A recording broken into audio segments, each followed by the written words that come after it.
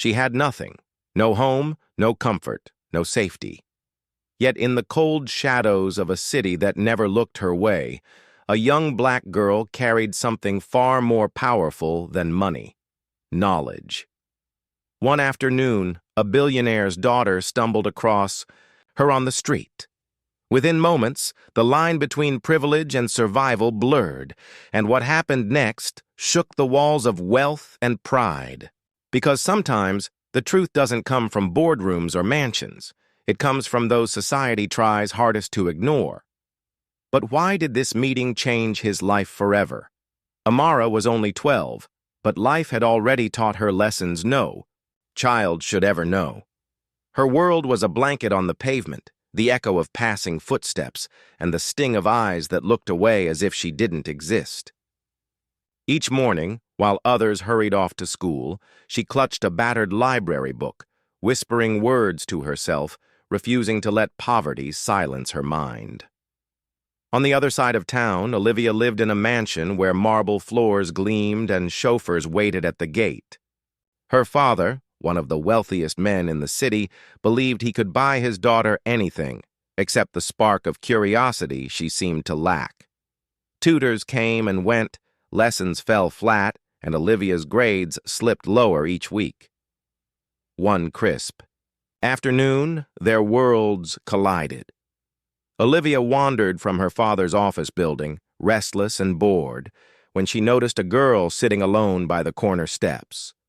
A girl with frayed clothes, but eyes sharp with determination. Tracing her finger across a torn page, Olivia paused. Something about the way Amara read, intensely, almost hungrily, pulled her closer.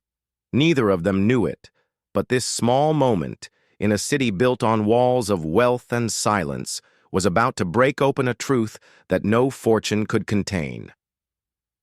First, it seemed harmless. Olivia leaned down and asked Amara what she was reading.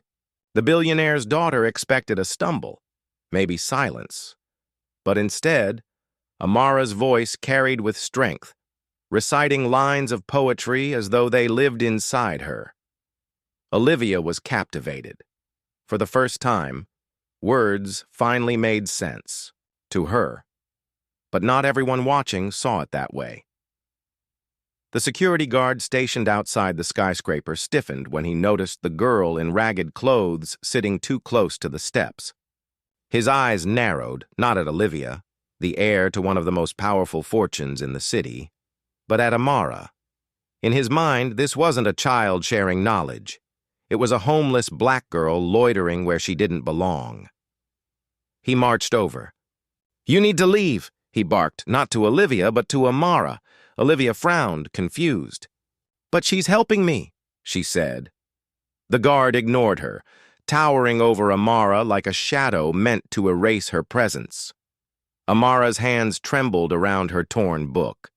She had seen this look before, the one that said, "You don't belong anywhere." Olivia tried to protest, but the guard's voice grew sharper, his words laced with disdain. People passing by slowed to watch, their whispers adding weight to Amara's shame.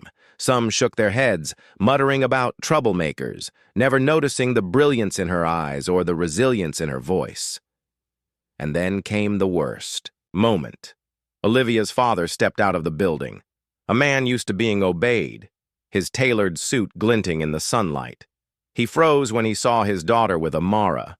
His jaw tightened. He didn't ask who she was, or why his daughter was, smiling for the first time in weeks.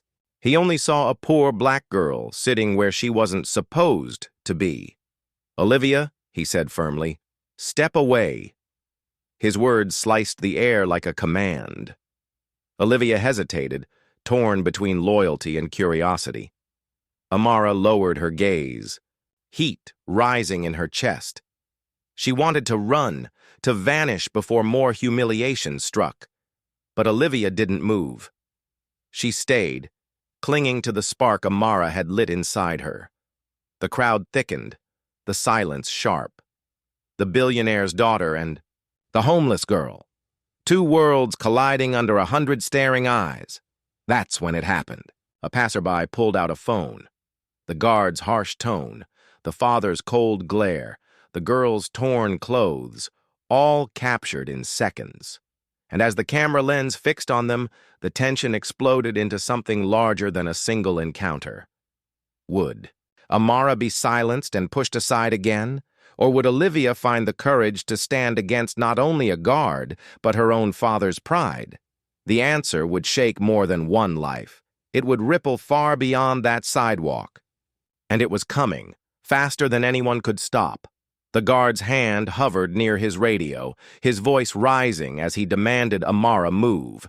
Each word struck like a hammer, echoing louder than the traffic around them. Olivia clung to Amara's arm, refusing to let go, her small voice trembling. "She's helping me."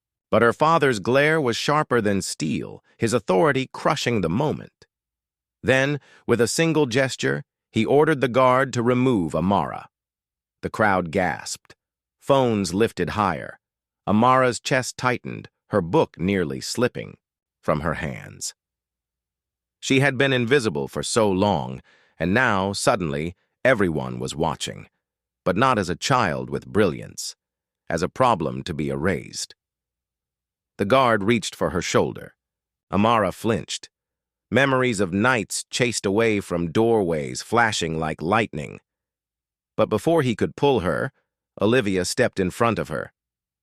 "No," she whispered, shaking. Her voice cracked, but it carried. The billionaire froze. His daughter defying him for her.